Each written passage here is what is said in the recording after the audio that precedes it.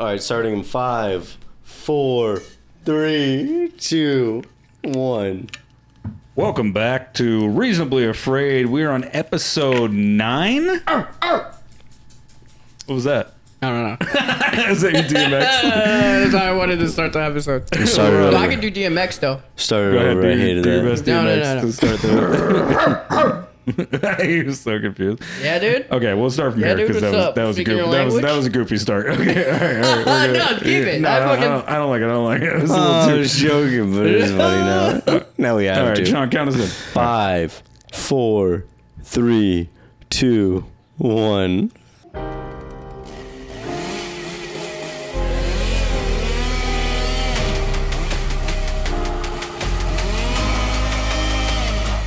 Swallow this.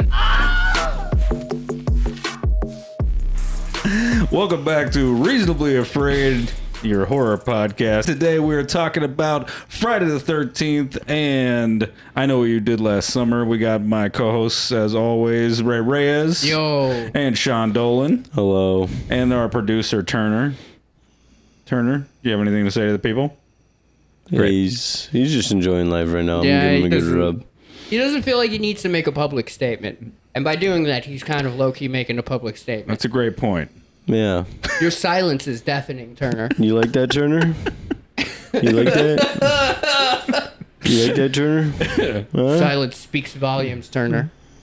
Well, today we were talking about two revenge movies that are also summer themed, right? We got Friday the 13th, movie about camp counselors trying to get ready for a summer camp. All right, movie about camp counselors fucking. Yeah. Yeah. Yeah, how do you think you get ready for summer camp? You know, Oh, I guess. You got to get it all out before the kids get there, you know? Whoa. Yeah, you don't want to be fucking around the kids, you know? No. No good. I mean, they do. Yeah, that's true. And then you got the other movie, which is I Know What You Did Last Summer. I Know What You Did Last Summer. Yeah, which is also doubles as the 4th of July movie. What do you... He loves that. I don't know. You just like echoed it. You went, I know. come on, make some noise, Make everybody. some noise. I know what you did last summer. So I think we need to address the elephant in the room for our regular listeners. If it's your first time with us, welcome. Thanks for being here. Yeah. We review horror movies and give fun facts and make lots of jokes because we're 3 stand-up comedians. But also, we like to address things that have happened in previous episodes. Sean, you last episode you seemed to have you were going through some struggles there, and luckily we had Danny on to we had a nice interview with our buddy Danny about the film Hereditary. Fun episode if you want to check it out. Good episode. But it seemed like you were going through some stuff. What was going on there? Yeah, I just was dealing with a lot of emotional and physical sickness. Yeah. Sean was sick. I think I got Sean sick. But Yeah. we all think that Zach got us sick. Was never sick. You know. I don't know. what's crazy, Megan though? said that you were coughing a lot during that last couple episodes, and I was like, oh, okay. This reminds I me just of got back the from plot the of road. Cabin Fever. Yeah, dude. I did get back from Florida, so that might have been, you know. You did. Yeah, I do a lot, you know. I did this thing while feeling under the weather, and you know, I don't get enough credit. Yeah. Yeah, you know, you did power through like a champ. Yeah, to think about it, you honestly could have like sat it out because we did have Danny. Yeah, but I didn't want that. I didn't want that because then it feels like he's replacing me. Yeah. That was the episode I had to be there on. Yeah, we've been meaning to talk to you about this. We've come to the decision that maybe it's time Oh my God, is it something good? Wait, hold on. that you stay on the podcast. Ah. All right, so today we're talking about. Oh, we're keeping them. Yeah. Oh, okay. Stop. Podcast time. So we're talking about Friday the 13th, the original 1980, not the 2009 remake. That movie spawned 10 sequels, including the 3D for the number 3 sequel, right? Nice. Which many films like to do. That's pretty cool. Their 4th movie was called The Final Chapter, and as we all know, that didn't stick. They even have a Takes Manhattan, like they're the goddamn Muppets, so that's fun. And then my favorite personally, which is Jason Goes to Hell, That just sounds badass, dude. It's pretty sick. It's not the best Yeah. movie, but it's pretty gnarly. Is he really in hell? Yeah. Fuck yeah. And then, you know, much like the Fast and the Furious franchise, once you get to around the number 10, you got to go to space. So, Jason X, Jason when he in goes to space. He goes to space, really? What year was that? That was 2003, I believe, was when that came out. And Yeah, they call that the space year. Damn it. I tried not to laugh. I know you didn't want to give me that. Yeah, but not like, 2001: A Space Odyssey. And then the final. Well, that, of course, was when 9/11 happened. Yes, that's right. Yeah. Don't take that away from 9/11. Yeah. No, 2001 was the space year. I don't know about that. Their final sequel in the franchise was Jason versus Freddy. So that's a fun little mashup, you know? Yeah. That's like the only one I've seen. It spawned 8 video games. He pops up in numerous other games as a special character. He's in Mortal Kombat. He's in Mortal Kombat at some point. and then, of course, the most recent remake that they had. And then there was even a Friday the 13th show, but that didn't revolve around Jason necessarily. It was I would argue like partly him and Freddy Krueger are probably the most referenced of the slashers, I feel like. Because I can think of like, you know, even like cartoons with the hockey mask and the machete. Yeah. Like I know for sure, like I've seen it on like Billy and Mandy and, you know, different like cartoons and shit. Yeah, it feels like our second movie isn't as culturally impactful. Yeah. But I think when we do dive into these two movies, we're gonna find a lot that is rich in the world of horror that people forget about because, you know, these are Dude. Yeah, go ahead. Friday the 13th was rich in the world of horrible.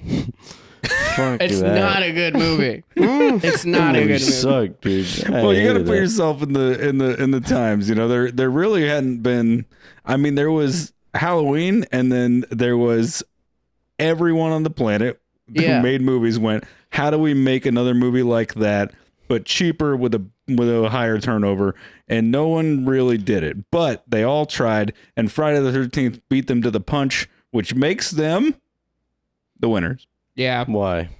Because name another slasher franchise that went as long as Friday the 13th from that era. Halloween. Well, there's the original, obvious. though. He meant like the copycats, like Friday the 13th Okay, copycat. well, then specify it. I know it was implied. I mean, when did Freddy Krueger come out, though? Freddy Krueger is so different, though. It's so hard to Exactly. place him in there. Not a standard Nightmare slasher. on Elm Street. One was Nightmare on Elm Street, like you said, the Freddy film. Yeah. It just doesn't feel Nightmare on like Elm in the Street. same, like, it is a slasher, but it's just like, it is so unique. Yes, there is a paranormal or a more fantastical element to it than the standard slasher. So. Yeah. Yeah, I guess. Listen, guys, I just did not like it. And it's hard for me even to look that movie in the face. Yeah. I mean, I feel like it probably gets better, I hope. But, you know, it's just, I don't know. You can feel the low budgetness of the movie. And it just is what it is. Yeah. I get why it's good. I get why it's there, why we look at it the way it is, for sure. But I wouldn't argue that it's a good movie. Yeah. Well, we're also looking at it through the lens of, you know, a 44 year, look back. But if you were to put yourself in the year 1980, this is the summer camp movie. Like every slasher stole from Halloween, but everybody, much like how Halloween had the I was whole going to issue say, I'm with, putting in the lens of me watching Halloween 2 weeks ago, though. sure. Yeah, no, yeah. I would say just put it in the lens of like having watched Halloween and then having watched that and being like, oh, you guys tried. But again, you're putting 2 years between, and people couldn't go. You know, for the most part, people weren't able to like rent Halloween and take it home. You know, I mean, some people, but like when you think about like 2 years between slasher movies, by the time they came out, a lot of people were probably like, "Sweet, another slasher!" Like they were happy to have it because there wasn't anything like that. No, yeah. If I was a teenager in 1980, I would go to the theater and watch the movie because I had nothing else to do. Yeah, that's correct. That doesn't make it a good movie. It means I had no other options. I'm seeing how long we can keep this argument up before Zach breaks his fucking clipboard. Where we piss him off enough that he's like, you fucking understand it. I mean, if one of these clips doesn't go viral, Yeah. what are we even doing with What you are we guys doing? shit talking like one of the biggest Why? franchises ever? Are people gonna disagree with us? Probably. Yeah, maybe a little bit. Probably.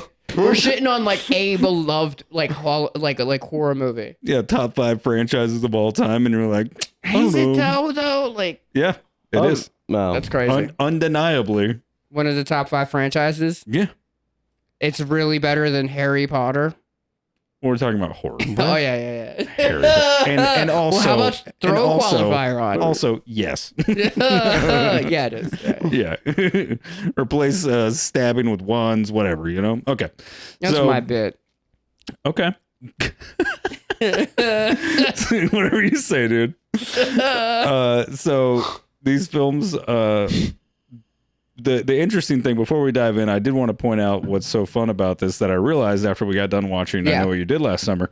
These are the 2 films that were directly after the 2 films that we already did our episode 6 on, which was we did the bookends of the slasher genre, which was supposed to be the bookends of the slasher genre, which is Halloween and Scream.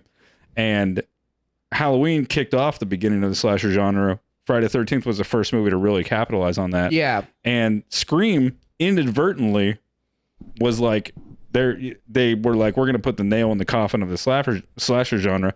And then they inadvertently kicked off a new horror craze. Right. Like, and I Know What You Did Last Summer was really the first movie to kind of capitalize on that. So Yeah. it was really interesting that I didn't even mean to do this. I just picked 2 revenge movies that were, these kind of classic films. But Yeah. we accidentally stumbled upon the 2 movies that are, this is like the sequel to our episode 6. Yeah. Whoa. Yeah. And now we're on 9, dude. Fucking 6-9. Okay. And they're I'm both not gonna. worse. I'm not.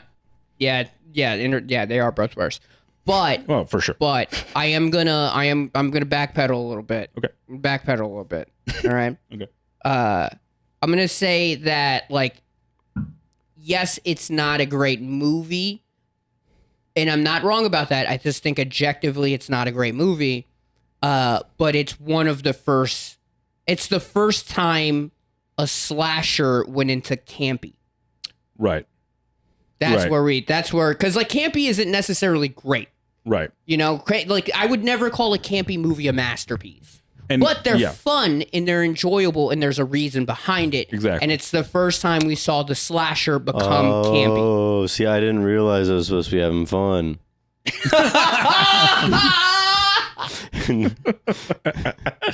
I forgot. Yeah. I mean, when he you continues his shitting on Friday. when the you 13th. watch these movies without an element of like trying to take it serious, I mean Yeah. it's pretty silly and it's like Yeah. kind of it's fun to watch, But that's the thing. It's like I can't take it seriously as a film. Like I'm not gonna look at Friday the 13th in the same light that I would look at like Hereditary. Yeah. Nor should you. Nor They're should not I. meant. Yeah, but I Yeah. can't even. I used to like as a kid be like, "Ooh, Friday the 13th, that's unlucky." Now I'm just like, I can't even take it seriously as a date, Yeah. as a day of the week. Well, Yeah, you just gotta laugh it off. a little backstory about that. Friday the 13th is the day that there's a lot of different parts of Friday the 13th lore, but one of the biggest ones is it's the day that they rounded up and executed a bunch of Knights of the Templar back in the 13th century. Oh, jeez. And See, why didn't they make the movie about that? I mean, it would have been pretty brutal. Yeah. These dudes with swords chopping each other into pieces, but No, actually, wait. and it's He's believed that the Knights of the Templar went on to slowly take over the world. I'm gonna make my own Friday the 13th. It's gonna be about the Templar Knights. Knights of the Templar. Knights of the Templar. Great. You can call them the Templar Knights. I've heard them get called the Templar Knights. Knights Alright. of the Tempur-Pudic. Knights of the Tempur-Pedic mattress. They always remember. It's just dudes in full body armor sleeping comfortably. They're just cushioned body armor. All right. Well, let's hop into it. I think the best thing that we can do is have Sean. Sometimes it's great to have these two talk about the movie that they really liked, but no one liked their movie this time. No. So it really doesn't matter which one. I mean, I don't does hate it. Friday the 13th. Like, Yeah. I've watched it several times, but like, it's It's okay, man. It's you cannot not put the comparison to Halloween behind it, especially since I watched the documentary and I understand that that's why they made the movie. Yeah. And because of that, it can never. It in my head, it's always going to live in the shadow. Of Well, Halloween. you had the unfortunate. You watched the documentary. Yeah. And when you watch the documentary on something before you Actually watch the impacted- movie, yeah. Unlike the Scream thing where you were able to kind of get perspective on it through the scary movie issue where you were like, maybe I don't need to watch it. I've seen Scary Movie, but now you've seen it and you're like, oh, it is a better film. Yeah, it is a way better film. Yeah. Also, didn't know how much Scary Movie also made fun of I Know What You Did Last Summer. So we'll get into that later. Yeah. All right, Sean, why don't you let the people know, in case you haven't seen Friday the 13th, once again, as always, the obvious, spoilers. Thinking cap. I love that we give Sean all of the classics and just watch him Just stumble through it. just not know anyone's name and just shit on them. That's bullshit, dude. These characters did not even have names. Well, he I'm pretty did shit sure. on Halloween though. That's A true. little Yeah. bit. He like- shit on the doctor a little Actually, bit, I did. but I shit on some of the decision making and But for the most part, yeah, Yeah, you I didn't shoot did on the like- movie, though. Yeah, the which is movie nice. was Yeah. so much better shot and everything than Absolutely. this. yeah. Yeah, so let me. Oh, you guys are gonna love this one. Okay. Oh, Friday the 13th. You guys gotta watch this. It's a beloved classic. Oh, this is we're gonna have to bury this episode. We're gonna be eaten alive at No, conventions, this dude. is what Oh, we yeah. need, you know? Yeah. All you horror fans, you already know. You already know the details about this one. Dude, it'd be Probably so don't even funny. have They to talk just about we it. go to Spooky Empire and they just beat Sean up.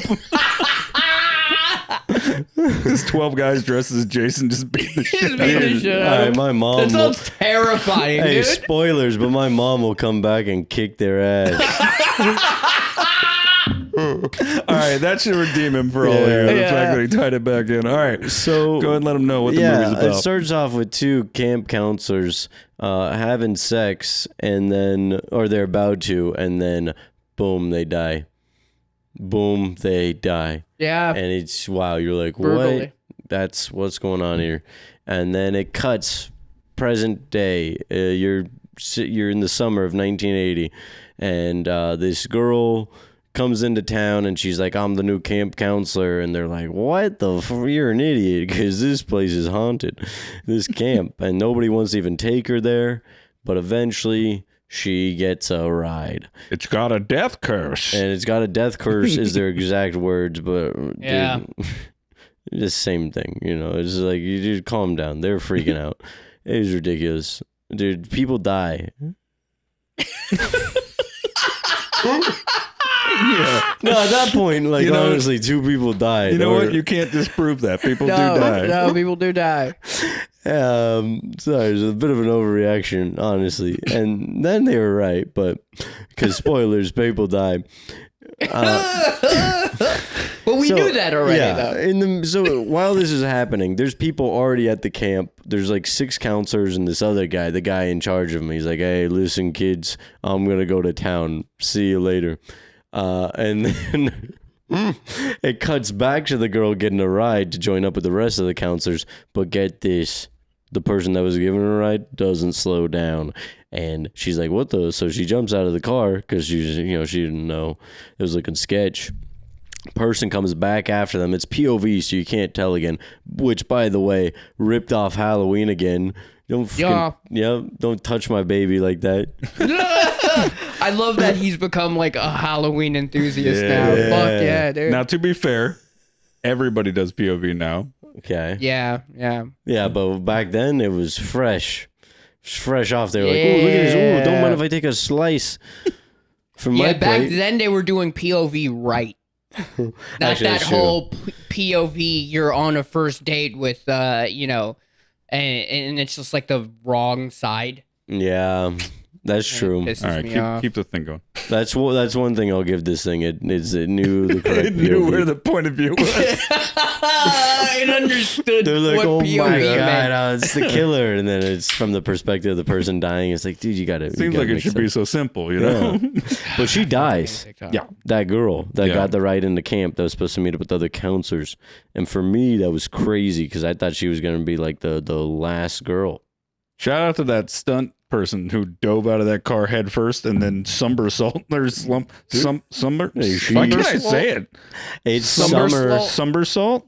It's the summer 1980. Am I having a stroke? Yeah. How do you say that? Slumber salt is what the Sandman uses to put on your eyes and put you to bed. Somersault. I got my bag of slumber salt. Slumbersault's angel dust. Wake up. Okay. So You're gonna sleep forever. So they chase. So the killer chases that person in the woods and murders them. So they're dead, and now you realize, oh, there is a killer. Sure. Yeah. So that was crazy, and then the rest of the kids are just doing their thing, getting. There's a lot of sexual tension in the air the whole time. Every time so they're much. They're very Kevin horny. Bacon's hot. Kevin Bacon's in this. Yeah. Brings an air of legitimacy to it with his style of acting. That's like so just top tier, and there's all these people that. Because he wasn't famous yet, but there's all these people that are like they're pulling it off. Yeah. Kevin Bacon is so good in that movie, and it's like 5 minutes of him or whatever, Buried everyone. Yeah. And then he wasn't the killer, and then he bucks, dude. Yeah, dude. Oh yeah, Kevin Bacon has sex because they were all horny, and So you see, the crazy guy in town. He actually is in the camp or whatever. At one point, pops out and he's like, "Hey, just so you know, I wasn't kidding. These guys are gonna die. This is a death curse." And then he walks. He took time out of his day to prove a point again. And then he bikes out of there. And then whoever they had playing him and whatever stuntman they got to ride that bike away, he stands up and rides like he's 20 years old and hauls ass. And that They're guy, like, "What's my motivation?" Yeah. You're just trying to get out of there. Yeah, Well, 70-year-old men don't stand up and ride bikes. Yeah. Sorry. Anyway, go ahead. Very it spry was like 70. Forrest Gump. Yeah. Yeah. It did have some Forrest Gump vibes. As I say that. Where was I? Sean says that because we said that he was dressed like Forrest Gump earlier. Yeah. He's got some box of chocolate vibes going on. I do. And let me tell you who didn't. The button-up shirt These with brown kids, as they slowly get murdered one by one. one by one. And it happens actually kind of quick, I feel like. They... two of them start making love, and they both die. This is the weird thing too. It was like the whole movie just seemed like there was not much of a plot except these camp counselors are too horny and they got to die for that. Yeah. And so in that case, it's like, okay, well then make the kills good. But dude, the first one, like, okay, I don't know if this was the first one, but he cuts someone from through the bed. Was that Kevin Bacon? Kevin Bacon is it's not the first kill, but it's the first memorable kill. Memorable kill. It goes up through his throat from the back, and you're like, damn, that's a death curse. Tom Savini at its finest. He's a Oh yeah, Tom Savini was on this. Yeah, on the first one. Yeah. He's a fucking magician. Well, then the rest though, he really let us down because there was some where they didn't even show a kill. Yeah. And not that I need that. Yeah. That sounded a little weird, but I just... Well, but for a horror audience, it sounds correct. Don't worry. Okay. Because for this movie, it felt like that was the main thing. Because honestly, most of these characters, I'm calling him Kevin Bacon because I don't remember his name. Most of these characters I don't remember. They're not memorable characters. Even the final girl, I couldn't remember her name for the longest time. Name's Alice. Have a little respect. And just let's just say, remember guys, until he said it. To be that's honest, what happens. They barely get to the last second. There's 2 left when they finally get suspicious. Yeah, that's it. There's only 2 people left, and then the guy gets killed, and then it's just the final girl, and she's like, she's all getting scared because the person was chasing after her, and then there's a moment of silence. She locks herself in, and a car pulls up, and you're like, oh shit, the guy from the beginning, the camp leader, the main dude, he came back from town. You're like, nice. She gets out of the place, she runs over, she's like, hey, fucking main guy. And then what's this? It's not him, it's just some lady. It is just some lady. It's literally just some lady. And she's like, who are you? And that's what the audience said too. They have not previously introduced in any way. No. Not at all. No. Not at all. And she's like, oh, me? I'm just a friend of, the people that run this joint. And she's like...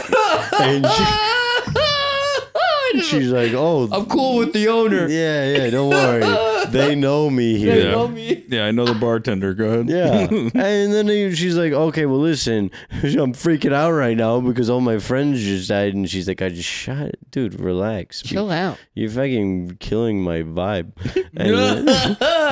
And then she reveals, she's like, oh, remember those 2 camp counselors that died at the beginning of the movie? And she's like, That's wait, exactly what she said too. and she's like, wait, this is a movie? It was the most Deadpool moment in the movie. Well, those 2 camp counselors were killed because of a revenge where the day before or the year before, a little kid drowned. And guess what?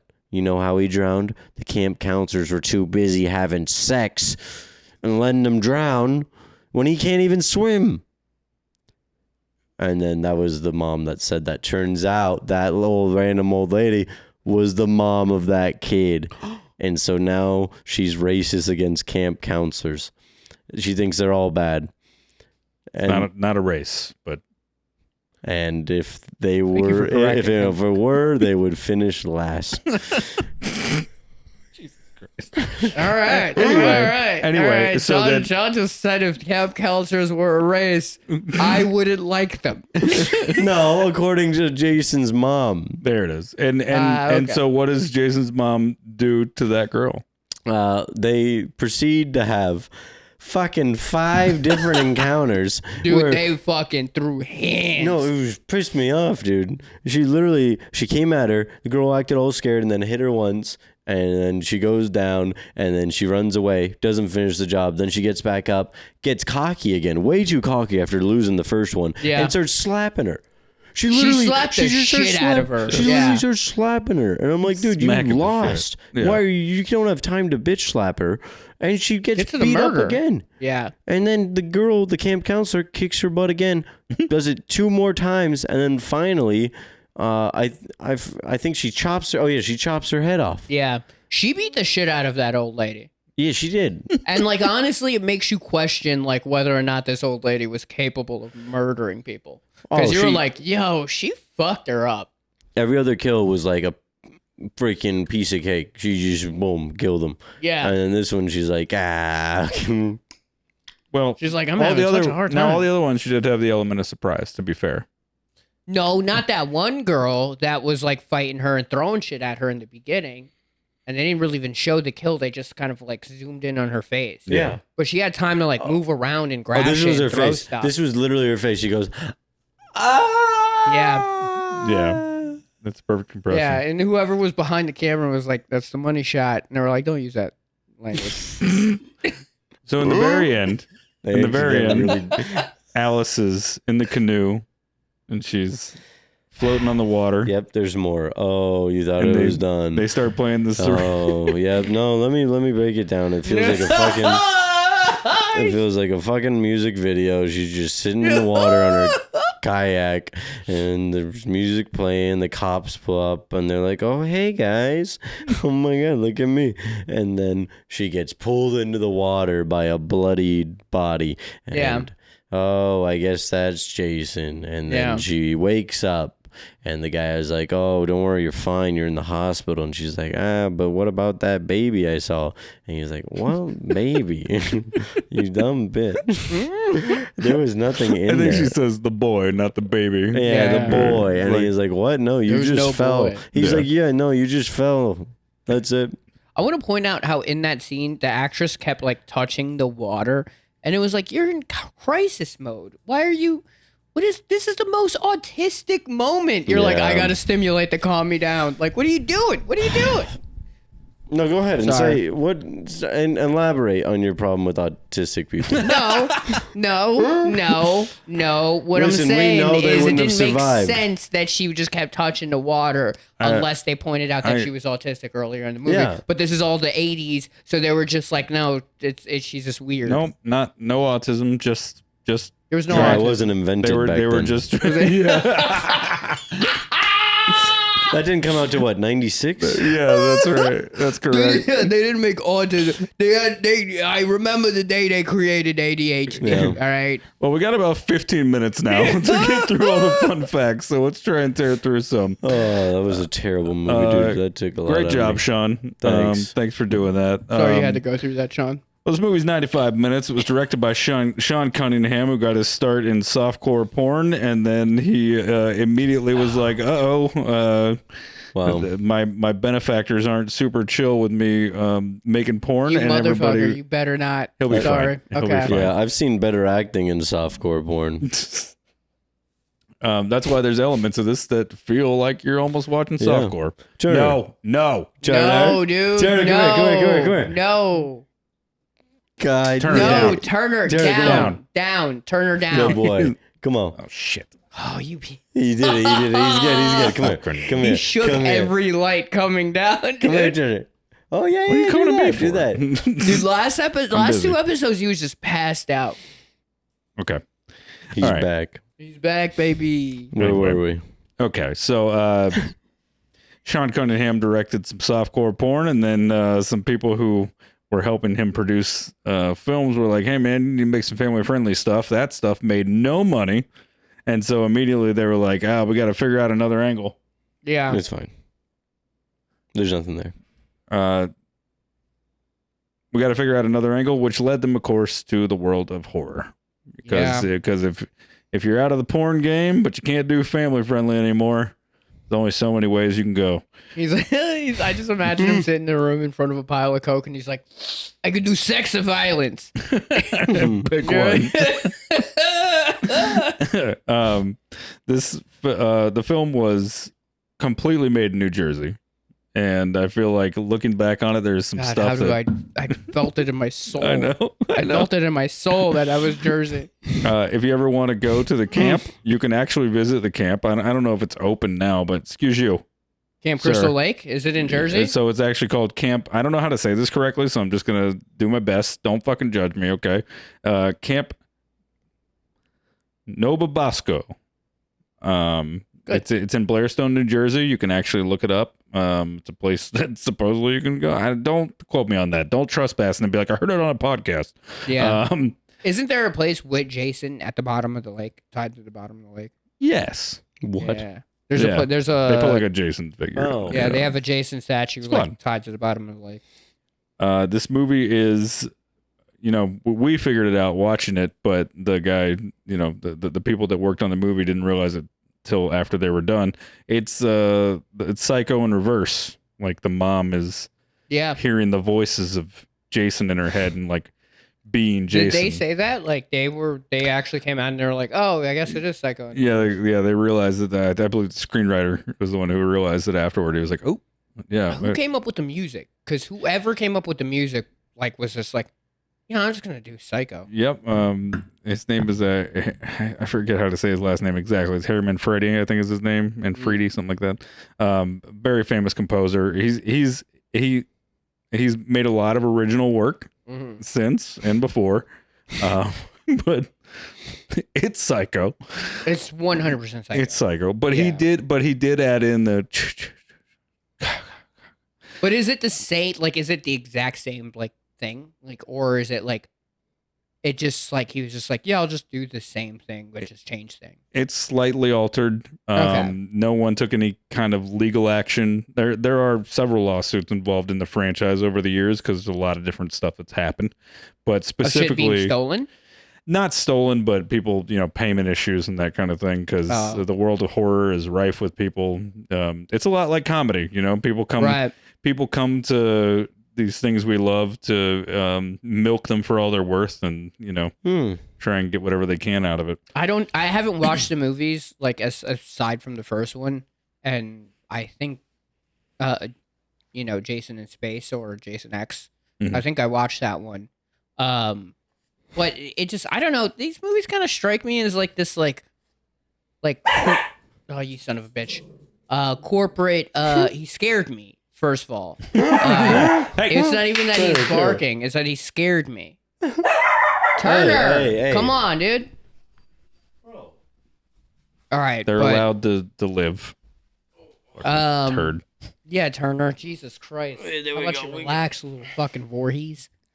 I lost my train of thought. What was I saying? Let's just. No, but they just feel like, executives who are like, how much can we fucking make another Jason movie? We're running out of money. Like, it just felt like that franchise was just like, anytime that you're like, well, Jason makes money, and like. Now, to be fair, that's almost every film franchise ever. Sure. But yeah, it's some of them appear.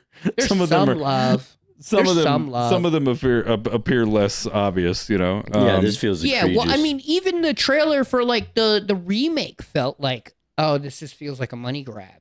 Right. Like, and like, I don't know, you don't get that with every Halloween. Sure. Like, you get it with some Halloweens for sure, but like that last couple of like Halloweens was for sure John Carpenter being like, let me see if I still got it, baby. Well, once you realize that everything's a money grab, it's like, just because things are a money grab doesn't mean you can't make them good and artistic. No, or whatever. just because something's a money grab doesn't mean that there isn't like love put behind it. Exactly. But like the Jason series kind of feels like there's no love back. So there was it feels like no one loves this. So the original ending to this film has Alice killing Mrs. Voorhees, but they didn't have Jason showing up at all. And the reason they added it was because one of the financial backers was like, hey, you guys need to add something cool in here.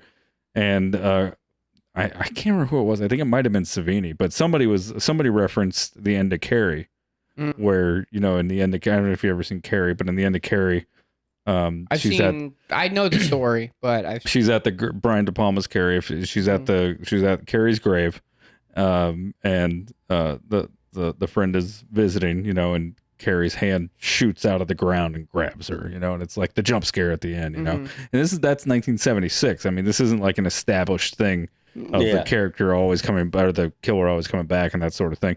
So, much in every other aspect of this movie, they borrowed again. So to add to Sean's critique of this film, they ripped off Halloween, they ripped off Psycho, and then they ripped off Carrie. So so you could argue that they got the best of all the things and threw it into this. Yeah. I feel though, like, especially when it comes to movies, because comedies like this too, to some degrees, where it's just like there's kind of a line between like just like referencing technique and like just blatantly ripping things off. Sure. Yeah. Because it's like there's just certain things that you always go back to in cinema.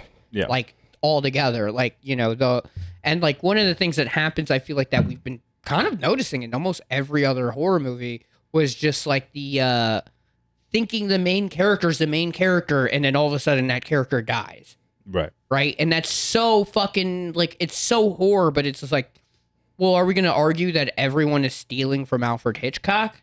Right. It's like, no, they're just referencing. But then, like, when you watch Friday the 13th, you don't feel like they're referencing. You feel like they have nothing, and they're like, well, let's just watch horror movies and figure it out. Well, the funniest thing is what you said after we watched it. You said, it feels like a bunch of people were like, hey, let's kill all these camp counselors and then we'll figure it out later. Yeah. And that's exactly 100%. What happened. Yeah. They started production not even knowing how it was going to end. They got halfway through the movie and they were like, oh, fuck, dude, we're just killing people. We need a story. They were like, okay, but like, what about if like the mom was like the bad guy? And they're like, what mom? Yeah. We didn't even talk about it, mom. I'm glad you asked. They're starting it without knowing how it's going to end. This isn't porn. You can't get away with that sort of thing. Well, I mean, we all know how it's going to end. Sean Cunningham did come. We all know how porn's going to end. Yeah. And Sean Cunningham did come from the porn world. So, yeah. Okay. They're like, what do we do now, Sean? And he's just like, I don't know. By this point, someone's come already. Like, this is where everyone climaxes and goes. What do we do now? He's like, I don't know. Just fuck. I'll figure it out. That's how Kevin Bacon ended up in that scene. I don't know. There's a lot of fucking already. I don't know where to go anymore. I need time to think. You guys just fuck until I figure out what's next. And then his stepmom's pissed. I've been on horror movie shoots and I've seen that exact thing happen. I'm not kidding. That's okay. That's great. So, That's so funny. so let's jump into some more stuff. Real quick to touch on the Jason thing. So there is this thing where people kind of forget that the Jason sequence in the first movie is a dream sequence. It's her dreaming about what she has a nightmare that this kid's still alive and like jumps out of the lake and then drags her in, right? So When what was happened? that? At the end of the movie, because she Okay. wakes up in the hospital at the end. So a mistake that a lot of people make is they kind of feel like they got this gotcha moment with Friday the 13th where they go like, well, Jason, he would be like, that was like 23 years later. He'd be like 33, 34 years old or something. He'd be like in his 30s, so he wouldn't be like a kid. But that's a dream sequence. So it's actually Alice's imagination. It's not based in what he would look like. That was just what she dreamt that happened. And they totally thought about that while they were writing a movie, so everyone needs to shut up about it. Yeah, exactly. They retconned that shit. They didn't know that. Retconned as fuck, dude. That's why we did that. It was all a dream. It was all a dream. No, it was a mistake at all. It was all a dream, stupid. Well, that's the thing. You just don't understand they movies. made it ambiguous. No, they made it, but they made it a dream so that but here's the thing. It worked out great for them because when they made the sequel, they were able to go like, oh, that was a dream. They accidentally set themselves up to be able to make the sequels. But if they had done it any different, they might have fucked themselves. Yeah. But Because I I think just they want to made say a- though, with that scene, they make it they're like the doctors say it's a dream, but she's not convinced. And they could have gone the opposite direction. If in the second one, Jason was a kid killing people, they could have gone away with that too. Yeah. Yeah, they could have. They could have done. She could have done. Like, he just Child's Play never before Child's grew Play. because he was malnourished from like living in the lake or whatever. Yeah. Okay. That happens. Sure, Dude. yeah. Google it. Okay. Now there is a fun idea about how did the mom do all that stuff, and if Jason was actually alive and a grown man at that point, he could have been helping with a lot of that stuff because a lot of that stuff doesn't make sense. Yeah. Like her driving up in the Jeep after a body gets thrown through the window and that girl locks herself in the house. What, she threw a body through the window, went and got the car, and then drove back? Like, what? That doesn't make any sense. Now it's an obvious plot hole. But in hindsight, much like Star Wars has done with many of their things, totally possible that Jason could have been in on, on the killing. Yeah, If you want to get into fun, This feels fun like fan theory stuff. This feels like it's Psycho if like Norman Bates was not as autistic. What is it with you and autism tonight? What don't is know. going I on? don't That know. was fucking rude. Am I okay? Sorry, We're gonna have to dude. get you Christ. diagnosed so we don't get in trouble. I probably do have autism. No, honestly, he- shout out he the legit does. neurodivergent. Shout out those guys. It's hard to You're tell. you all have. I've never said a bad word about any of you folks. You're one of them. I Wait, don't know why you're doing okay. this. First of all, we talked about Norman Bates having We don't have time for this. no, it was No, the no, remake. please We talked continue. about the remake and how Yeah. like it felt like what's his face played. Oh the autism. yeah. So it's Yeah, a yeah. callback. Yeah. True. You know Yeah. what? He's a fake fan. He's a big fan. He's not even listening to that. Yeah, episode. he doesn't get you. He doesn't get it. Wow. He doesn't get Okay. it. He's probably Anyway, autistic. I'm trying to move on. We got like Hell yeah, dude. All 2 right. minutes to get through like a lot of shit, and it's Okay, not gonna okay. happen. Honestly, So, my bad. Rapid fire. Let's go. okay. So the snake. Sad to say, I had to look it up. It was a real killing It was a real, snake. it was a Yeah. real snake. Yeah. Now this was a low budget movie, and this is before PETA and some of the other animal organizations that make sure things are done on the up and up were around. Yeah. Unfortunately, this You is should so review sad, dude. Roar. What? Roar. Oh, It's a movie about it's a horror movie about like a guy and a family living with lions. Okay, you need a notepad so you can not do whatever this is. Oh, okay. Fucking. Sure. This He is said sad. to I want to get the people focus. excited. He said Sorry. he had 2 minutes. Go ahead. and Go ahead. Sorry. This Sorry. is sad though. The snake's name was ISO. He was a pet snake. So a wrangler brought the snake into the set, like a person whose job Yeah. it was to take care of the snake and make sure. And then the director was like, "Chop that fucker up." And then they were like, "We don't want to do that." And then the director is the one that, like, they had the actor hold the machete, and the director's the one who actually wound up chopping the snake up. And the snake handler, dude, this is so sad. He like cried and like people had to like. Jesus Christ. There's even like urban legend stuff where they're like you can hear him like crying like off in the distance in some of the scenes or whatever that were shot around that same time frame. Fuck, dude. Yeah, that looked real too. Yeah, it was a harmless snake. It was a bull snake. They're not venomous or anything. And even if they were, it's like anyway. So that's sad, and they barely touch on it in the documentary because everybody feels really bad. Yeah. And then Tom Savini, I guess, more recently, everybody on TikTok like unearthed stuff, and they're like, "Can you believe this happened?" And so people started to kind of come for Tom Savini because he was a special effects guy, and he's like, "Had nothing to do with it.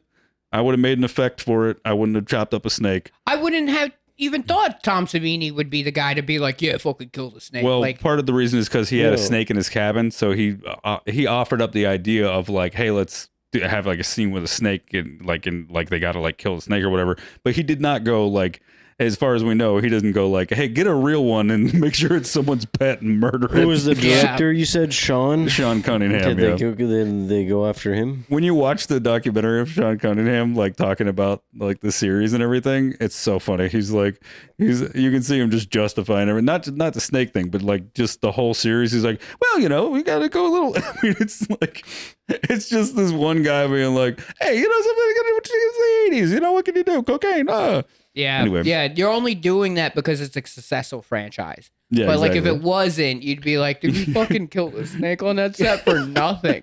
For nothing. Yeah. And then there's like the actress is like, "Oh, sorry, we did that." The one they interview in the documentary, you're like, dude. Anyway, in the hindsight, I hate to say it, but God, that snake handler was like sharpening a machete for years. There's only one thing He's anybody like, was. you guys want to see Jason? I'll show you, Jason. There's only one thing anybody was in charge of in the 80s, and it was like the stock market. And that's not even in charge is a fun way to put that. No one was in charge of anything in the 80s. Real laws didn't even come into effect until the 90s for anything. I kind of believe that. I feel so bad for that snake. Yeah, it sucks. So Sean Cunningham actually helped produce Last House on the Left. So he's before his directing ventures, he did dip his toe into horror. So it wasn't like he was that far out of his element. But he definitely started to pick up steam borrowing things. There's a a nod to the killing off the character in the beginning, a little bit of the Psycho thing, and not as blatant as the music steal, for sure. Oh my God. Just to clarify, Harry Manfredi, whatever his name is, he confirms for everybody, the argument has always been, is it cha cha cha or whatever everybody argues about it. It's kill. It's the word kill, the word mom, and he said he just did the consonants, so it's like so he's those were the base words, and then he just put effects on it, and then he didn't. So if anybody ever argues about the words, that's after the fact. Yeah, I mean, it's very likely. It's very likely he was just doing rails and going. Yeah. And he goes, "I better slow that down." Yeah. I 100% probably think he was just like, they were like, yeah, we never referenced the mom before that part, so if you can somehow work it into the music. And he's like, are you sure? This part I knew you guys would love. Mrs. Voorhees, the actress that played her, she came from the theater. She was like classically trained actress. I thought that was Hillary Clinton. And what? Yeah. I don't know. Who would have been like in her 30s then? I'm so sorry. What the fuck? Also, didn't look anything like her. White people all look the same to me. It's a problem. No age difference or anything. We've been having that problem all night. Oh my God. Anyway, she came from the theater. Continue, Sean. Here's the thing though. She came from the theater, and she goes in the documentary, she goes, I came from the theater, and in the theater we really slap each other. I went to school for theater. That's not true. She slapped the shit out of that girl in real life. She was like, I came here for two things: to act and slap bitches. They had to stop production because the actress is like, she's fucking, the girl who played Alice is like, she's slapping me. No, this is what we do in the theater. Yeah. This is how we do it in the high streets, And then the wealthy, the And then upper Sean class. Cunningham had This to be is like, what we do in the Scientology museums. He's like, man, we don't even do that in porn. Not at that yeah, time. it depends on the porn. Yeah. But yeah, so then the director had to be like, we'll put the sound effects in after. You don't have to hit her. Oh, well then I quit. Then the sound effects won't feel authentic. Yeah. So obviously there wasn't a real Mike's not stunt even coordinator. picking up the slap, lady. You don't have to hit her. No, this is for me. Tom Savini did that great effect where her head gets chopped off, or Mrs. Voorhees the head gets chopped off. Yeah. It's a great effect. Like, it's actually really well done for the time. I mean, no, like, there wasn't, like, decapitation in 1980 was not like an easy effect to pull off. No. But you guys called it out perfectly. The hands that are like grabbing for it. There's a dude's hands. There's hair on them. Yeah. They're man hands. They're man hands. Yeah, it's Tom Savini's assistant. He's like, get your hands in there. I need to get this fucking head to come That's off. great. So that's fun. And then Mrs. Voorhees, you know, the actress that plays her, was in the documentary going like, they had to make it look like I had these. She's like upset that she has man hands. She's like, my hands are way more elegant than She that. was like, Alice better be lucky those weren't my hands. I'll smack that shit. Yeah. She's like, those couldn't have been my hands. They hadn't slapped anyone. This is kind of fun. Jason kind of sucks for him, but Jason, the kid that played Jason, Yeah. he went on to act in more stuff and be a part of the franchise, like in other characters. But but that kid in the lake, Sean Cunningham's son, was originally going to play it, and his mom wouldn't let him. She was like, he was too young, and she was like, it's like too cold and like it's dangerous. I don't want him out there. And so they interview him in the documentary, and he's like older, and he's like, I'm a little sour about it. Could have been the first Jason. It's like, Honestly, I'd be pissed. yeah, dude. dude, I'd you be can tell. pissed. Yeah, he goes, I'm not bitter, and it's clearly upset. I'd bring it up literally- every Thanksgiving. Yeah. I'd be like, well, you know, I'd be good with this knife if, you know, I had been Jason for the first time. Mom. I'd be happy. I'd be like, thanks for not associating me with that putrid franchise. I love the shade that I don't Sean know. keeps throwing at Friday the 13th right now. I love the shade that the actress that played Mrs. Voorhees throws at the screenwriter Victor Miller. She's like, I You read weren't the even script. close. She was like, I read the script, and it was like, she was basically like, this is dog shit. But she wasn't wrong, though. Right? Yeah, but She was very right. But she did a great job. I mean, She did. she definitely brought legitimacy to that movie. She I feel acted the like shit out of that. she sure did. She smacked the fuck out of Yeah. the girl.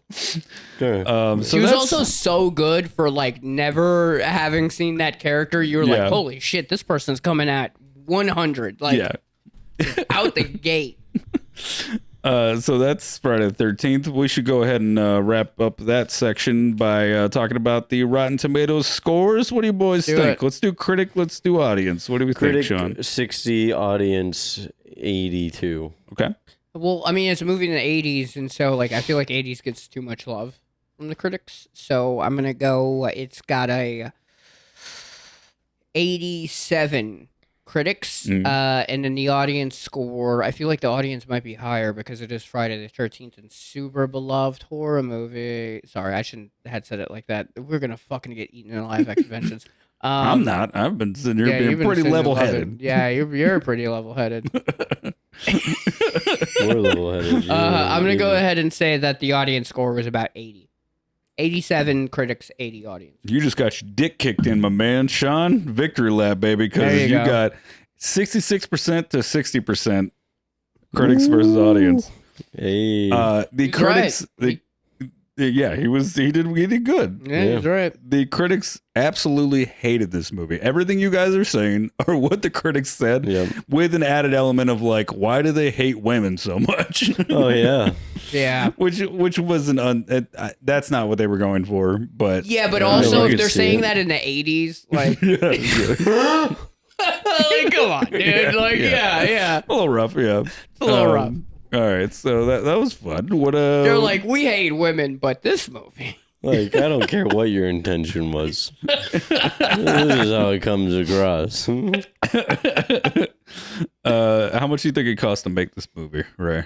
God, they did absolutely nothing for this. I know that for sure. Dude, it was like at maybe 4 million, maybe at most. Okay. But like, yeah, my guess is gonna be 3 million. Yeah, I think it costs their integrity. Oh yeah, dude. There were a few people who couldn't get booked on stuff after this. Yeah, well, makes sense. Yeah. They would just Don't do a worry, good I'll job. just fucking whatever I'm trying to get booked on, I'll just make that, but a little bit worse. All right, how much do you think? That was a reference. 19 million. Dude, he just says a punchline, doesn't land, references it, and then goes 19 million. No way, that was 19 million. You want to stick with 19 million, Sean? 20. Yeah. It went up. Okay. How famous was Tom Savini at this point? Because I feel like Tom Savini was already like a horror staple at that point. Tom Savini had just the year before he had just done Dawn of the Dead. He was really establishing himself as So like one of that's the probably where premier- most of the budget went to. That and Mrs. Voorhees. and honestly just the cost of film back then. I mean, it Yeah. was so expensive to Yeah, shoot. 20 million.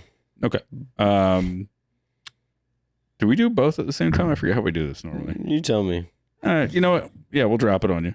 It was do both. Okay. What do you think the box office was?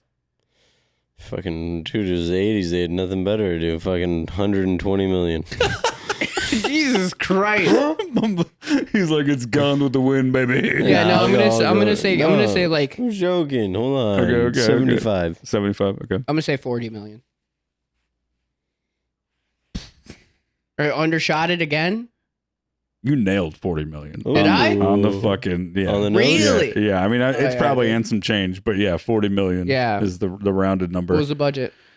I mean, I don't even know which one of you. I mean, you win it because you didn't go to 20 million, but it was 19 million. $550,000.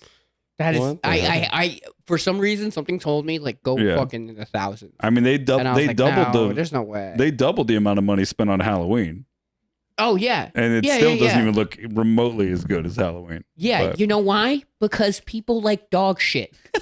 That's why. Because the most of the general public is at a 4th grade fucking reading level, and you guys like dog shit. Sorry. All No, right. you're Yeah. absolutely right. And there's nothing funny about that 'cause it's fucking true. We have to. What we have to do as artists is cover gold in dog shit, so you guys will eat it. And the makers of Friday the 13th have no idea what that's like. Yeah, yeah. No gold. They just handed busy. you dog They're shit. too busy gold dusting their dog shit. They're too busy gold dusting their dog shit. That's the greatest fucking metaphor for art that I've ever heard in my life. That's so funny.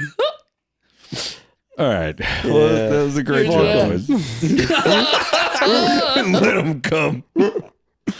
All right. Well, that was a great coverage of Friday the 13th that everybody's going to be Beloved super horror chill classic. They're too busy dusting gold on dogs. about. Oh my Oh, god. that's so good. All right. So our second movie is I Know What You Did Last Summer from 1997. This film was directed by Jim Gillespie. He hired the screenwriter Kevin Williams to write this. He's the same guy that wrote Scream. But an interesting fact is this movie was written first and nobody would buy it because the slasher was dead. So he was shopping this around years before it got picked up. And because Scream did so well, they wound up picking this That's movie up. hilarious, actually. Isn't that funny? So Yeah. Scream was, he wrote Scream like in response to not being able to get a slasher made Yeah. and then got a slasher made because of it. How crazy is that? He was like, "This is the thing I really want to do." They're like, "Scream! This is gold covering dog shit." And he was like, "Yeah, but I'm just trying to get rid of this dog shit." Oh, y'all like that? I got some dog shit back here. Yeah. You want some of that? Raven screamed as I well. didn't got any more gold left, but there's still dog shit in the back. You got all my gold. Matter of fact, let me get that dog shit back real quick. I just don't have a lot. My dog died. His agent's like calling him up. Scream's making millions and millions of dollars. This is huge. And then he's like, wait, do you think this will help me make I Know You Did last summer? He's like, no. His agent's Wait, like, you're what? still on Don't that. do that. Why is Still that on that, huh? You still want to get that made? Yeah, let me check into it real quick. Begrudgingly helping him. Yeah, Wes Craven calls back. He's like, they said yes, but I'm not going to be a part of it. Yeah. They said I'm not in the budget. I don't know. Wow. He's like, I thought you were yes, Craven. None. I can't. What the fuck, dude? Your own name. Your own fucking name. Go ahead and cut that. Oh, Jesus Christ. Oh my God. All I right. hardly know, Craven. All right. We got 30 minutes to get through all of I Know What You Did last summer. Fine. All right, I go, got Ray, this. go. I But got to be fair, this Less to movie talk is about. much less beloved and Yeah. much less to discuss in terms of, in my opinion. There's also So, just not feels a right. lot left. Not Exactly. a lot there. Yeah. So our buddy Ray is gonna I got you, the, baby. He's gonna give you the breakdown for I am in Know What tears You Did after last all summer. of this that has conspired. This is probably one of my this episode. I'm having like a lot of fun. To be honest, but that so it starts off. You got your fucking prom queen, who's a fucking celebrity in their hometown. They're at a party. You meet your final girl, who is clearly a nerd, your Velma type. Then you get your Freddie Prinze. You know, he's very much the he's not as much as the Fred in this movie. He's just kind of like the boyfriend. Can we just the idea of selling Jennifer Love Hewitt as the nerd is fucking insane. Yeah. It's insane, but that's what they do in the movie. Yeah, They're trying to sell her as a nerd, but oh my God, is she hot. And then there's the douchey character, Barry. I don't even know he's just a douchebag. Ryan He's Phillippe. he's your jock. Yeah. You know, he's that one guy in Cabin Fever where he's the annoying jockey dude who's like clearly drunk the whole night. They're all having a good time because it's like what it was 4th of July, so they're having a good time. Can I say I wish the dude from Cabin Fever had gotten as famous as Ryan Phillippe and not Ryan Phillippe. I like that dude so much more, you know? Such a fun actor to watch. Anyway, go ahead. Sorry. Yeah. So, anyways, You're right. so you know, it's a lot of parallels to Cabin Fever in this movie. Yeah. Because they're drunk. The driver is not drunk. Freddie Prinze is sober the whole time. I want to point that out because, like, I feel like the plot really, like, kind of like lingers on like them drunk driving. He wasn't drunk driving. He was sober. He was actually driving because everybody else is drunk because it was actually it's actually Ryan Phillippe's car. Yeah, and he Barry was out of the fucking. He was like full on in the sunroof. He was like, yeah, it's almost like a convertible, and everyone's like, hey, he's so fucking cool. Only 1/3 of my car opens. Only yeah, and then they swerve, hit a person. That guy rolls onto Barry, flies off. And then Barry later on, he's like, it's probably a deer. Dude, if that was a deer, you would be dead.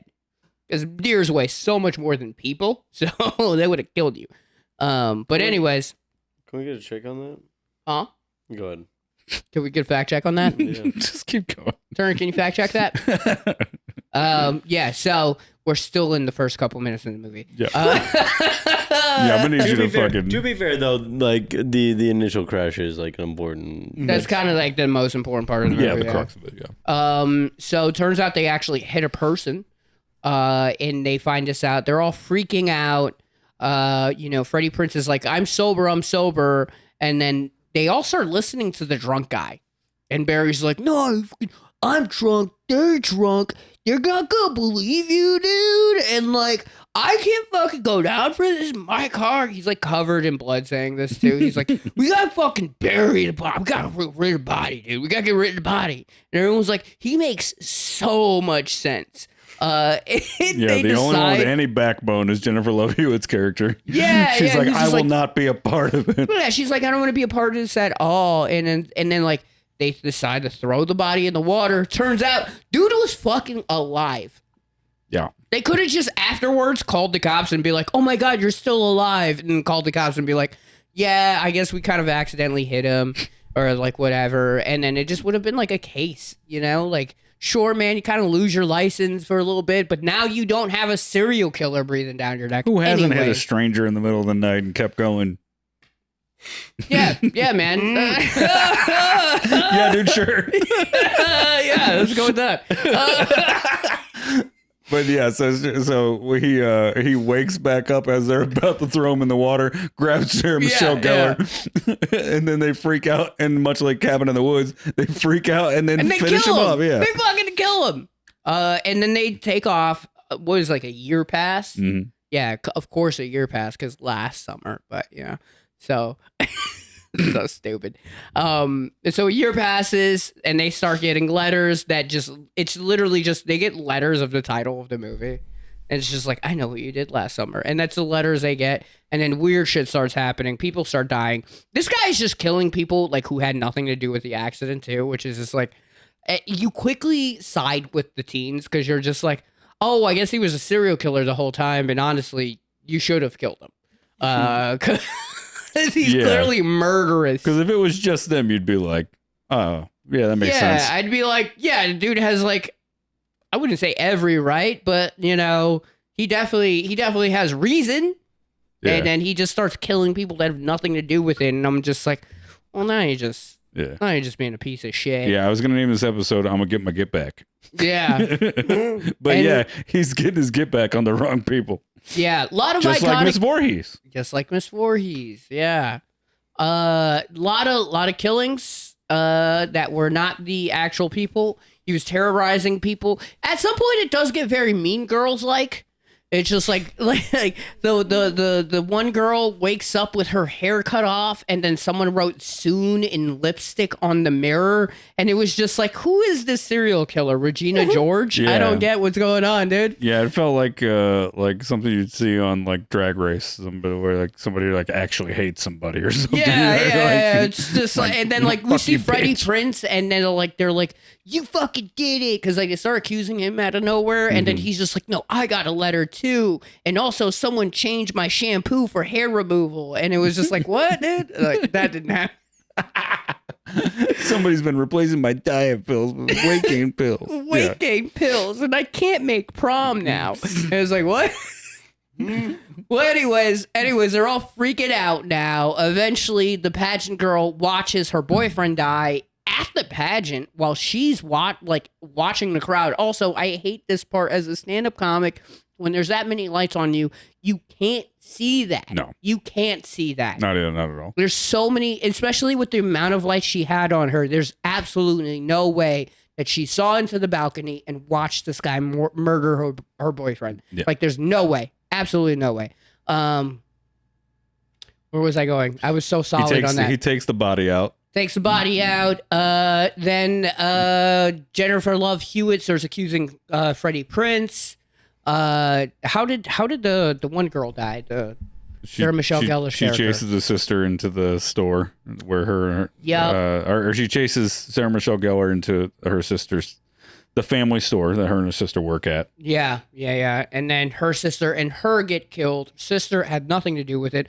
Also, sister didn't give a shit about her sister. Yeah. Like, Sarah Michelle Gellar came up knocking on the door, slamming on the door, and then she was like, all right, dude, relax. She's like, someone's chasing me, trying to kill me. And she's just like, you're such a drama queen. Yeah. And like, I bet. I bet. Just You not think a girl's everybody's girl. in love Yeah. with you?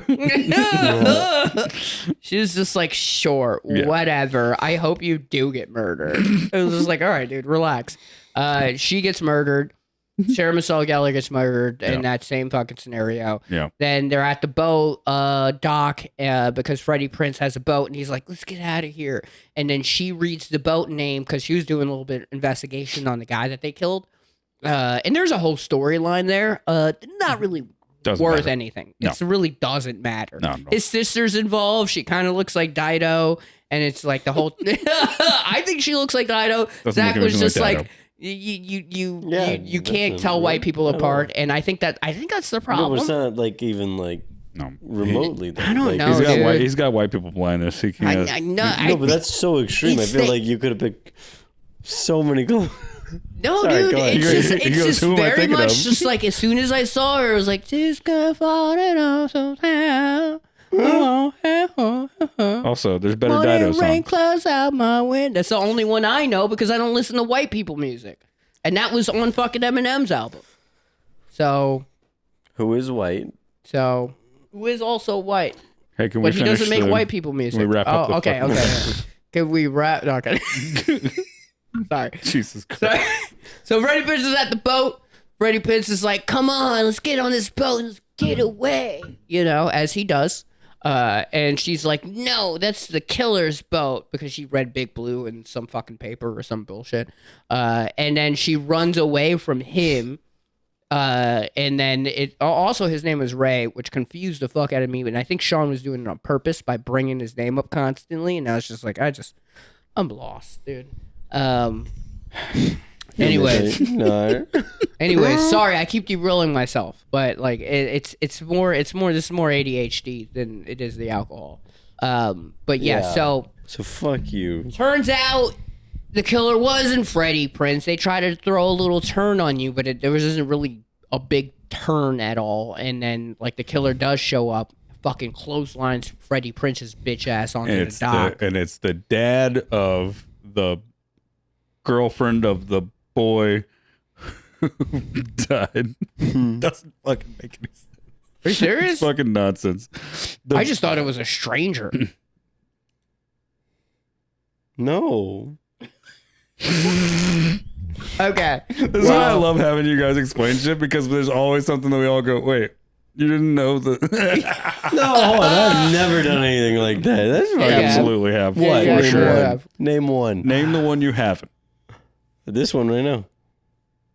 Oh Jesus. Okay. Friday the All right. 13th. Anyway, so they have a end scene battle with the With the guy, murderer. yeah. And then it just becomes fucking Pirates of the Caribbean, dude. Yeah. It's a fight on the boat, and fucking Freddie Prinze starts to swashbuckling, starts fighting the dude, throwing hands with him. He's Yeah. actually getting some good hits in there Yeah, though. yeah, Like he's it's doing not right. even it's not a one-sided fight at all. Freddie You Prinze know? got some reach, you know? Yeah. This Puerto Rican started showing. He started throwing hands with this man. And he just fucking pulled up like Tito Trinidad in the fucking corner, dog. He was like, bat, bat, bat. And they eventually like get him tied on a rope. They cut his hand off. Yeah. While his hook was on the thing, and then drown him again. Then he goes flying off the boat into the water and Yep. never to be seen again. Yep, and then they only find his hand when the police come. And then at the end of the movie, of course, you had to have a scene where Jennifer Love Hewitt was in the towel talking to Freddie Prinze, talking all nasty like, because you got to sell the sex a little bit. Yeah. And then she looks over to the corner because she's in the sauna, and written on the wall is, I still know. And then what's the big finish? What was the big finish after that? They got the jump scare at the end. Oh, yeah, he jumps through the window. Yeah. Yeah, I forgot about that. And that is... Yeah, I turned it off after that because I came. And that is I Know What You Did Last Summer. Yeah, baby. Great job, Ray. Thank you. Thank you. Um, I was trying to go as fast as I can, but my brain could not keep me there. No, that was... Dude, you also couldn't remember. Yeah. I thought it was a sister. Excuse me? You gonna repeat that? You thought it was a stranger. Oh, yeah. I mean, that fucking whole, thing was, hard to follow, dude. It was an unnecessary plot point, for sure. It was his sister. I couldn't tell if it was his sister at first or it was his girlfriend. Yeah. And then it was there was a whole, girlfriend died in an accident. I was just like, this feels a little bit convoluted. So where they got a lot of this from is the original book with the same name from 1973 by Lewis Duncan. She wrote What a the weird book. way to say it was based on a book.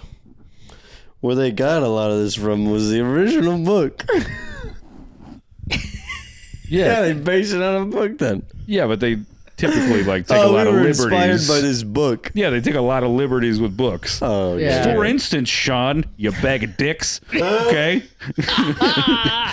They fucking, it's like more of a mystery in the book. They don't go, like, there isn't a slasher killing everybody. And why would you ask, why not do that? Well, the answer to that is that Lewis Duncan, the author, was vehemently opposed to them making this slasher version of her book because they use a lot of the same plot points, but in the book version, there's not all these people getting killed because her own daughter had been murdered by a fucking killer that they never caught.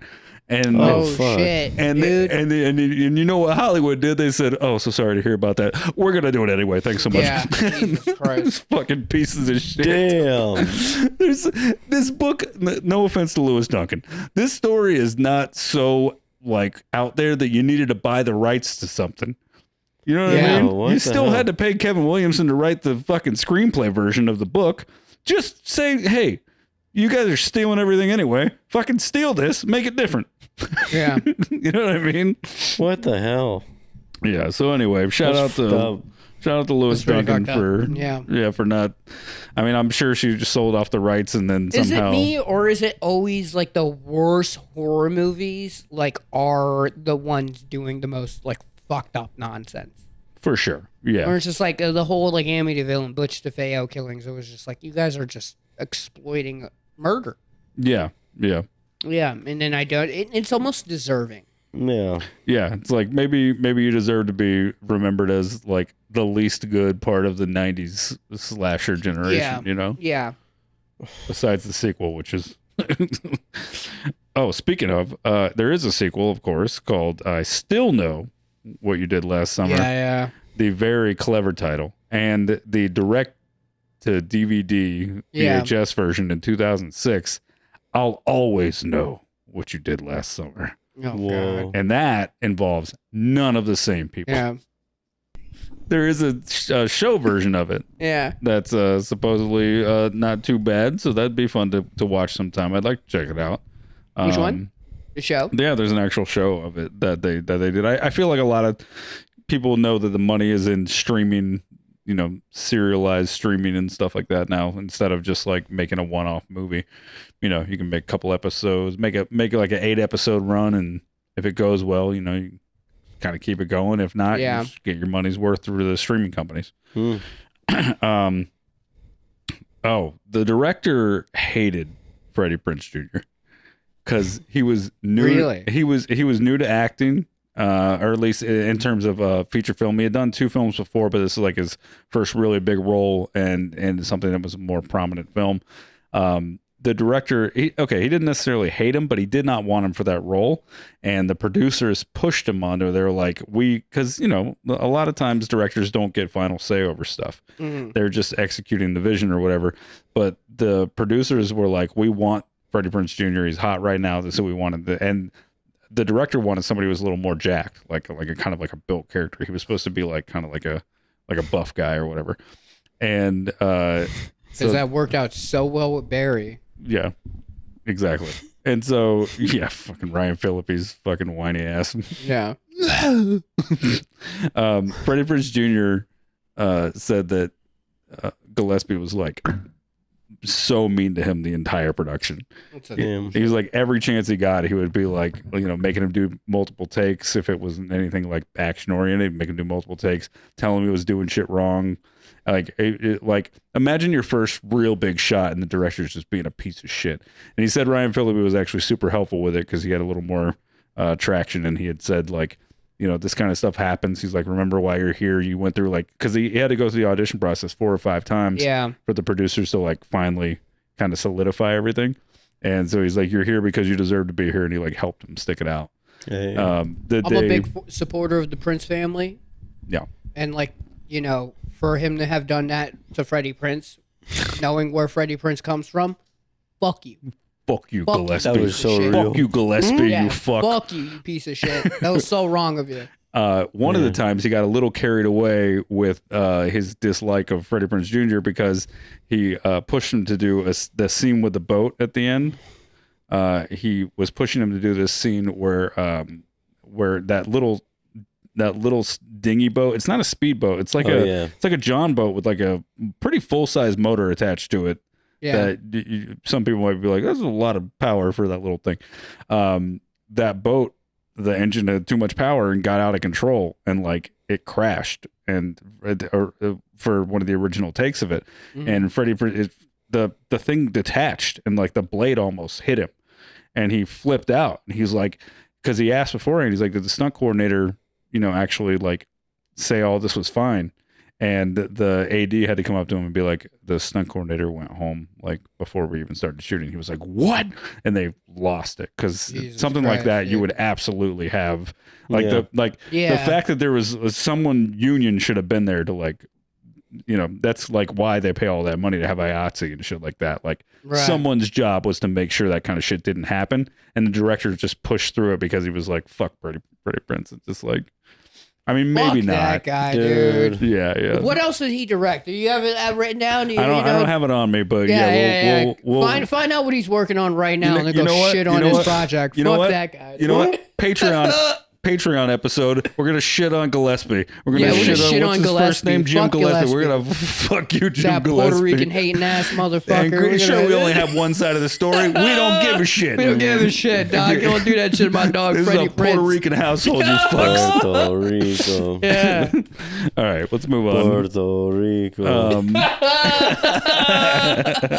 Fuck yeah, dude. So the screenwriter Kevin Williamson, in his infinite artistry and just general uniqueness, named the beach Dawson's Beach, and that's because he was the head writer on Dawson's Creek. Oh, that makes sense. Another dog shit. I think Scream might be the only good thing he ever wrote. I don't know. We'll have to look up some stuff. But if it's bad enough, we might add him to the Gillespie file. Whatever. Some people get a hit. You know what I'm saying? Now, some good news for Freddie Prinze Jr. He and Sarah Michelle Gellar met on this set. They actually didn't have that much dialogue together in the film, because their characters don't interact that much. However, they met on the set, and they are now happily married and have been since. Get the fuck out of here. Are they still married? That's because they also did Scooby-Doo together. It's so cute. Yeah, it's cute. So fucking cute. Fucking cute. Dude, this I didn't know, because I keep up with quite a bit of filmmaking stuff, and especially when it comes to horror in my regular life, not just for this. But this one really blew me away. The iconic scene where she's screaming, "What do you want? What are you waiting for? What are you waiting for?" She screams, "What are you waiting for? What are you waiting?" That scene. So as part of the publicity for this movie, they invited a fan to come and help with a scene. They were like, "Tell us what you want in the movie, and if we like it, we'll put it in." So they invited a fan to come and like help them figure out what to do in a scene. And some kid won like the raffle or whatever the fuck. Right. Came to set and came up with that.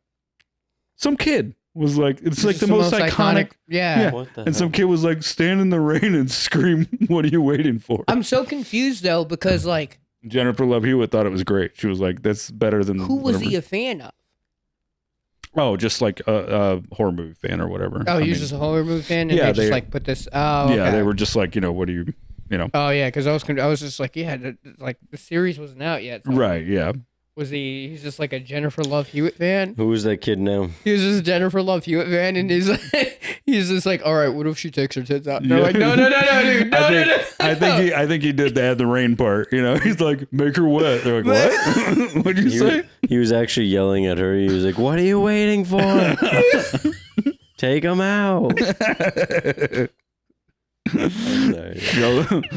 Show us no. All right. They're like, we're just gonna have her say what you're waiting for. Just get him off set. He's freaking out, throwing shit. So Anne Heche, who plays the woman who's the sister of the brother that dies, right? Yeah. Anne Heche actually had lost her real life brother, right? Like he had died of suicide right before this, and then in the story, you know, she thinks her brother's died of suicide, right? Yeah. But you know, it's a pretty crazy coincidence, and then she had to act that scene. Did she know that when she signed up for it? Yeah. I mean, she still was able to pull it off, and she did a great job. Yeah. Tragically, Anne Heche died of her own automobile accident in 2022. Yeah. So, I honestly feel like when stuff like that does happen, as far as like, you know, she ended up in a role where like her brother killed herself, and like that's a thing that sits with her. It's just like, I just say, I don't know. It's a place to go to make the acting better. Sure. For sure. And part of you might be like, what are the odds that this thing with suicide would be there and this thing with car accidents would be there? But unfortunately, like suicide and car accidents are like the most ubiquitous American experience. Yeah. That and gun deaths. So, so statistically speaking, you would have some of that in your life at some point. Yeah, we can move on. Yep.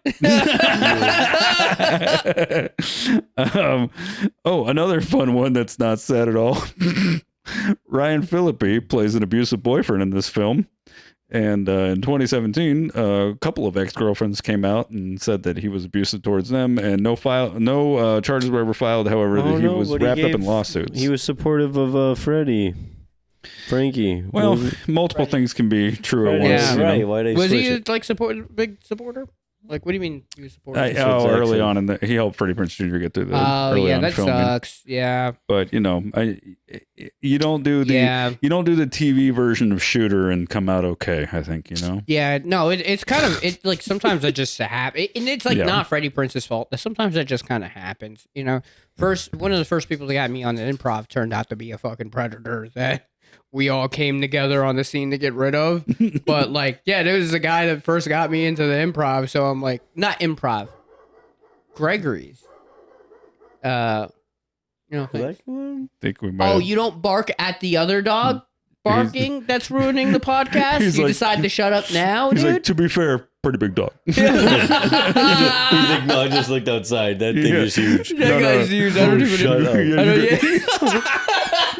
He's like, you guys shut don't up. want it. You guys Dude, don't want he's it. huge. He's like, you guys should just turn off the podcast like right now. He's like, bro, shut up. Turn off the lights. I should film him. No one's home. No one's home. I should film him. We should splice this in. Come here. Turner's like, that motherfucker's big, dude. Okay.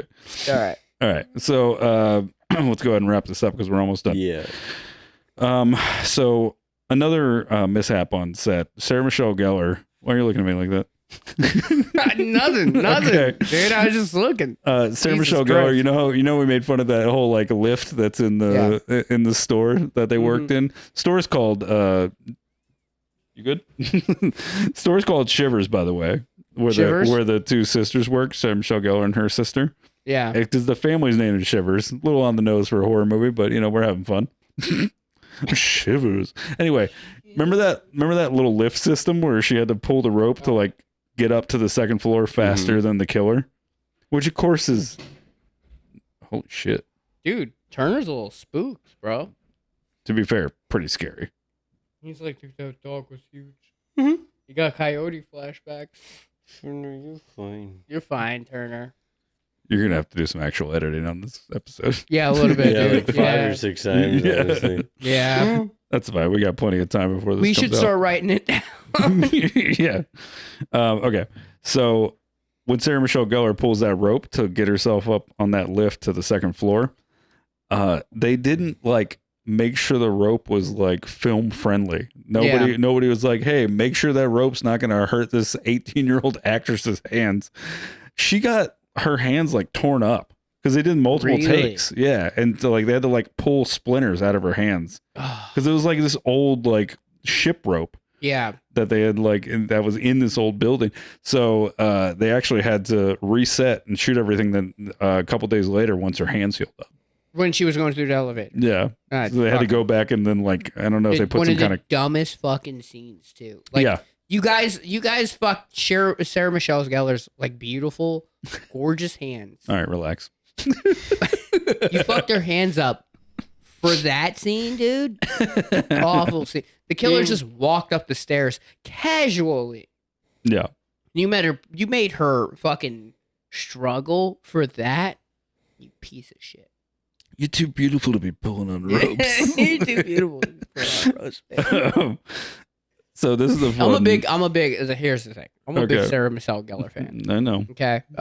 Buffy the Vampire Slayer was one of my first crushes as a kid. Yeah. And I think she's probably the reason I like strong women. I think that's her and Xena. Thank you. You're so brave of you. So brave of me.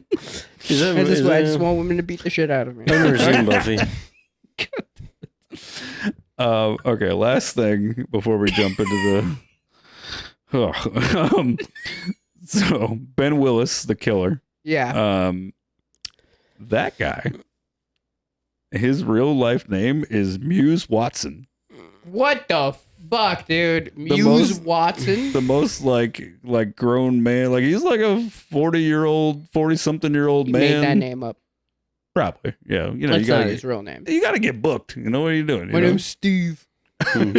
Oh, he looked like a fucking Steve for He sure. looks like, yeah. Yeah, quintessential dad outfit. He's got the Canadian tuxedo with my the name's burgundy Steve, but you shirt. can call Yeah. me Muse Watson.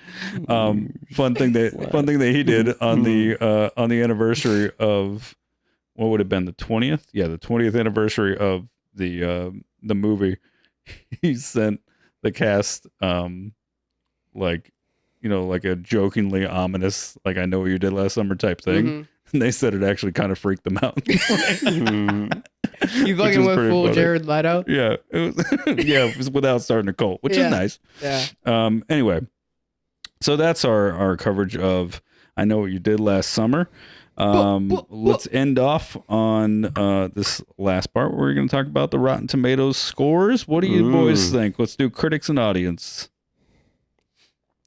Keep in mind, this is 1997.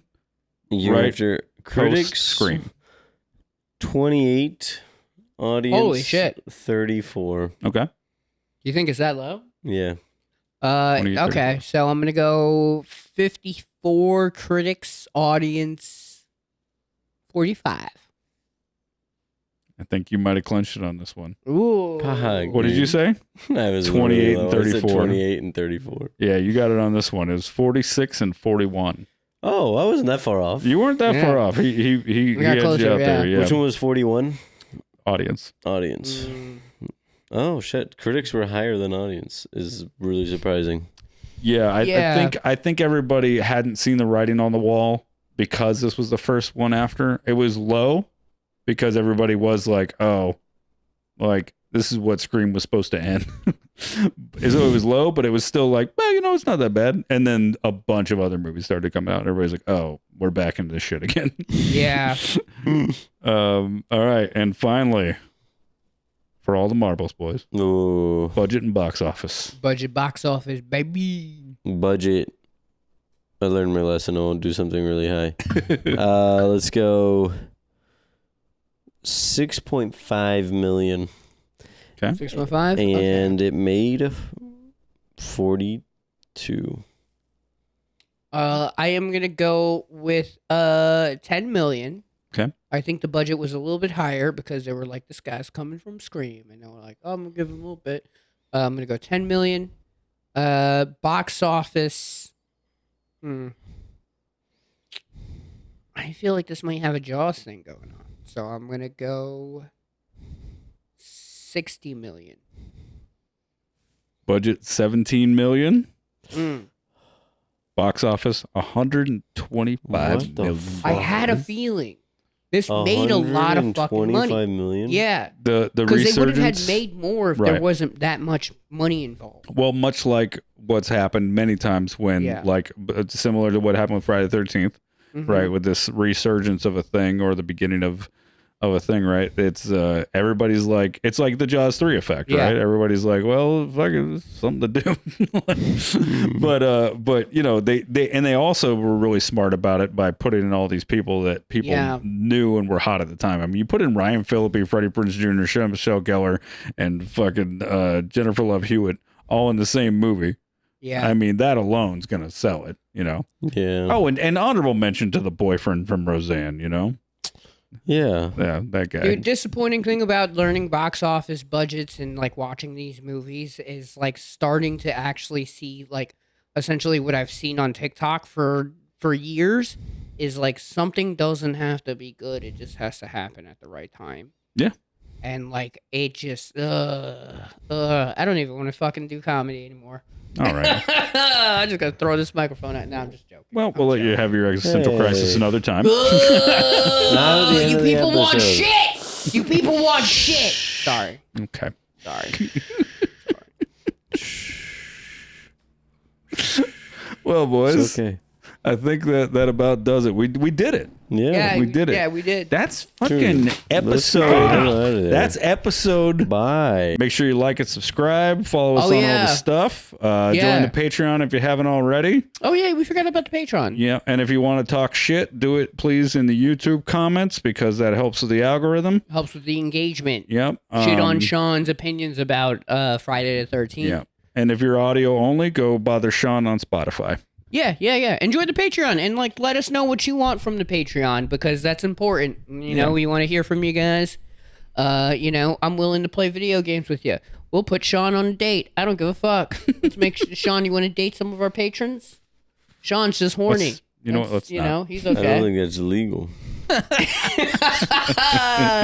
I mean, we'll figure that out, you know? Maybe in Nevada. All right. Bye. See you next time.